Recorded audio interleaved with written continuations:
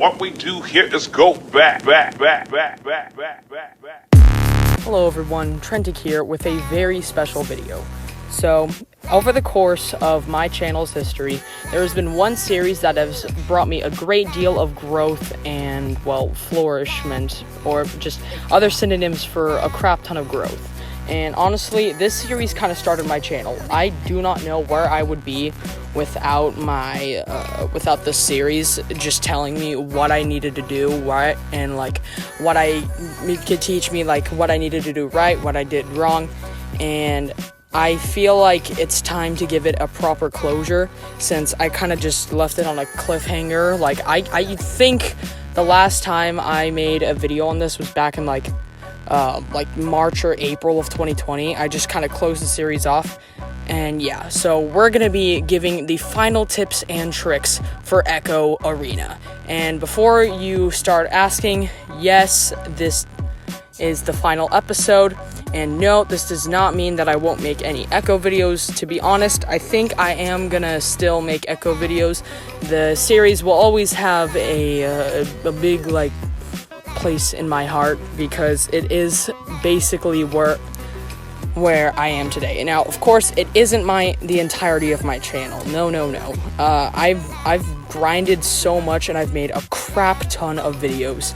But, I mean, those Echo videos, they're still gaining a crap ton of views till this day. And I know for a fact they're still helping people to this day. I recently got back into Echo, and that's kind of what inspired me to make this video. I wanted to continue on the series, but I realized I'm probably not going to reach the same level of growth, and it might just be a waste of time. So, make sure to leave the like and subscribe to basically just to support me and the series and show your love and support for it. So yeah, without further ado, let's give the final tips and tricks for Echo Arena.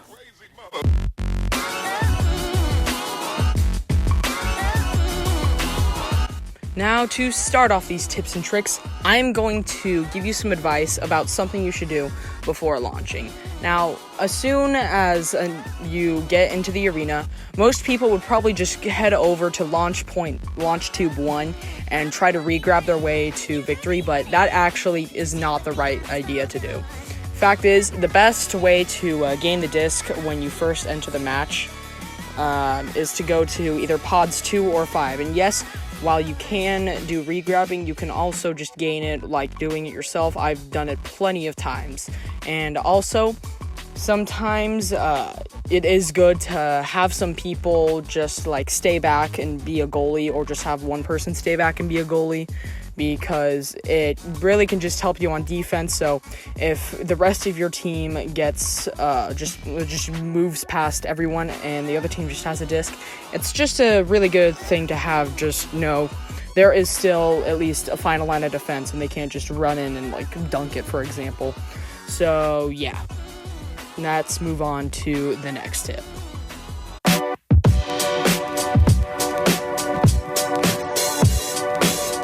Now, the next tip I'm going to be talking about is a tip on grabbing enemies and then punching them when you launch yourself. So, when you're trying to get some speed and momentum and there isn't any teammates nearby, at least for me, I usually try to grab onto an enemy without them knowing and just booking it, using them to book it to the disc and grab it. Many people do that. It's even happened to me.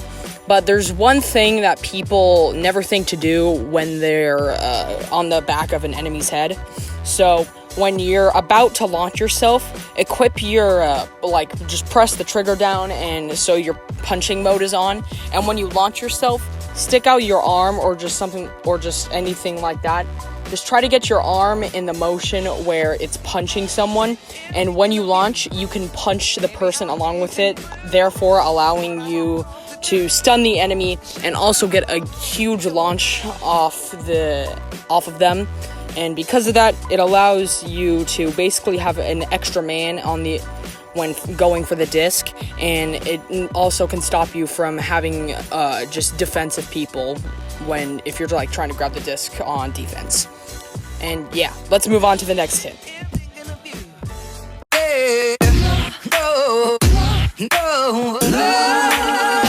Now, the next tip I'm going to be talking about is a tip on throwing with the quest. Now, when you normally throw, you're probably going to throw the frisbee with a just like a forehand.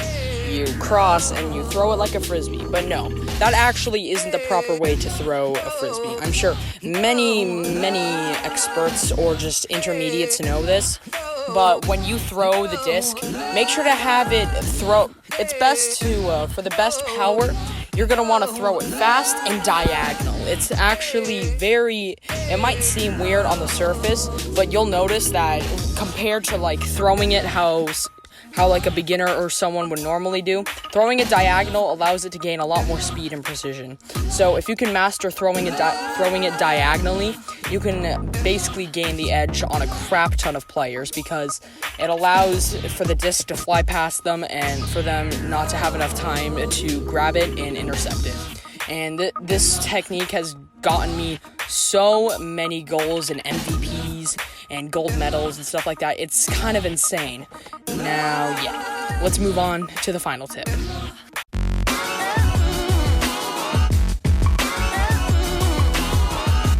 Now, the final tip I'm going to tell you is probably one that many of you have heard already, and that is communicate with your team.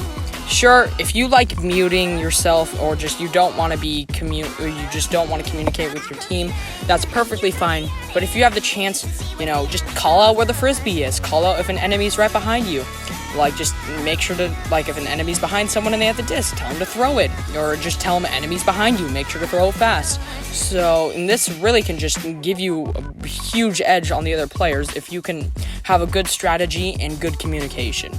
And most importantly, make sure not to be toxic to a lot of the other, to the other team or your own teammates.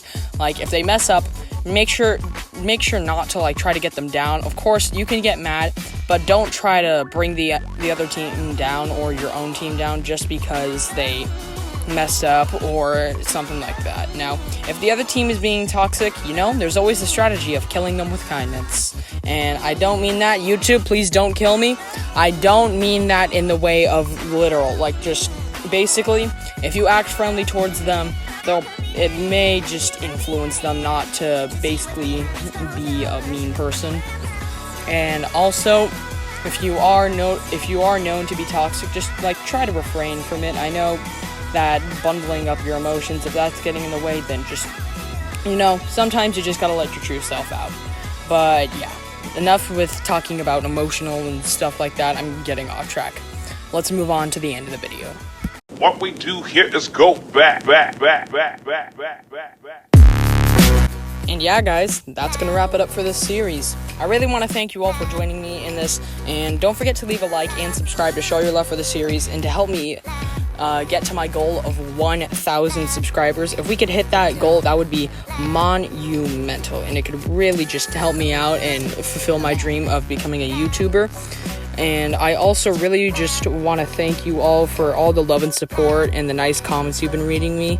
And oh yeah, by the way, I do have notifications on for YouTube comments, so you can probably almost guarantee it that I will have seen your comment. And if I didn't, then I am sorry. I will try to get to that if I can. And you can usually, if it's not a hate comment, you'll usually find that I read your comment by giving you a heart. So I really want to thank you all once again for joining me on this Echo Arena series. Just to let you know, I can still make videos on Echo if you guys just want to give me some ideas or something like that in the comment section below. And commenting on the video really just helps it. And yeah, that's going to wrap it up for the video, guys. Thank you. Goodbye.